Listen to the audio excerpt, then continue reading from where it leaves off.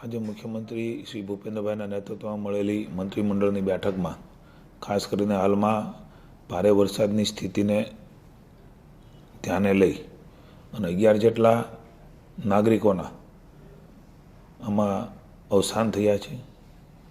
બધા જ પ્રત્યે સંવેદના સાથે માનનીય મુખ્યમંત્રી શ્રી અને મંત્રીમંડળે દુઃખ વ્યક્ત કર્યું છે અને સૌ દિગ્વંતોને ભાવપૂર્ણ શોકાંજલિ પણ આપવામાં આવી છે અને પરિવારજનોને આવી પડેલી આ આફત માટે ઊંડી સાંત્વના અને સંવેદના વ્યક્ત કરી છે।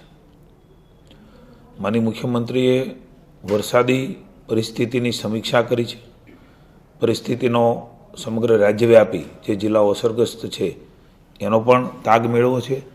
જ્યાં હજી વરસાદ નથી એની સ્થિતિનું પણ સમીક્ષાઓ એ કરી છે। કેટલાક તાલુકાઓમાં એ હજુ પણ વરસાદ પ્રમાણમાં નથી પડ્યો એની પણ માનનીય મુખ્યમંત્રી શ્રી ભૂપેન્દ્રભાઈએ વિગતો મેળવી છે। રાહત અને બચાવ કામગીરીમાં પણ નિરીક્ષણ કરવા માટે જે અતિભારે વરસાદ સુરત અને વલસાડમાં પડ્યો છે ત્યારે માનનીય મુખ્યમંત્રી શ્રી આવતીકાલે સુરત અને વલસાડ સ્વયં ત્યાં જઈને આખી પરિસ્થિતિનો ક્યાસ એ કાઢવાના છે। સાથે સાથે જે અસરગ્રસ્ત જિલ્લાઓ છે ત્યાંના સ્થાનિક મંત્રીશ્રી પ્રભારી મંત્રીશ્રી પણ ત્યાં સમીક્ષા કરે અને વ્યક્તિગત રીતે પણ એ આપત્તિ વ્યવસ્થાની સમીક્ષા કરવા માટેની પણ સૂચના એ માનનીય મુખ્યમંત્રીશ્રીએ આપી છે। પર્યાવરણને ખાસ અનુકૂળ રહે અને આપણે સૌ જાણીએ છીએ કે માનનીય વડાપ્રધાનશ્રી પણ ઈવી વાહનો માટેનું સતત દિશા દર્શન અને માર્ગદર્શન કરે છે। રાજ્ય પણ એ દિશામાં ખૂબ આગળ વધ્યું છે ત્યારે ઈવી ચાર્જિંગ સ્ટેશનો એના માટેની પણ ઝડપથી પોલિસી બનાવીને રાજ્યના ઈવીના જે વાહનો ધરાવે છે એમને મુશ્કેલી ન પડે એના માટેની પણ માનનીય મુખ્યમંત્રીશ્રીએ ચીફ સેક્રેટરીને એક સ્પેશિયલ ઈવી ચાર્જિંગ પોલિસી પણ બનાવવા માટેની સૂચના આપી છે। ભવિષ્યમાં એ પણ રાજ્યની જનતા માટે પોલિસીના મારફત લોકોને લાભ મળશે।